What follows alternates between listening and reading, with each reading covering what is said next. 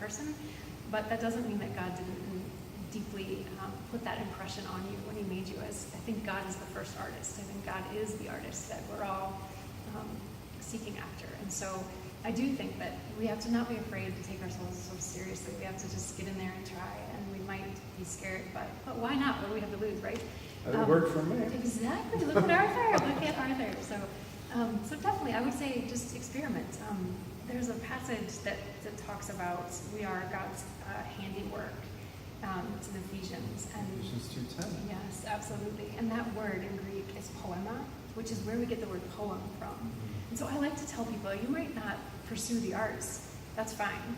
But what if you started thinking of evangelism or your work as a finance person? What if you started thinking of every person you meet is God's poem?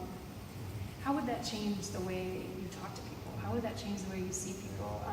So I think you don't have to be an artist, but I do think the arts are not, it's not just feeling versus head. It's actually both. Like, I think the arts have helped me think more deeply about theology. Right. And there's some great people out there that you can read. Jeremy Begbie is one that I highly recommend. He's a classically trained pianist, but he's also a systematic theologian. And he uses art for theology and theology for art in a way that really helps you understand theology far more profoundly.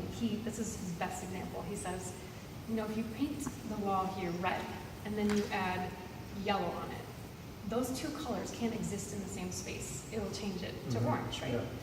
And so a lot of times we think about God's the two natures of Christ, human and divine.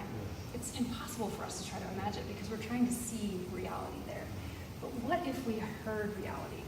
Think about two notes being played at the same time. You can hear both of them distinctly, but they are also one. There's one chord.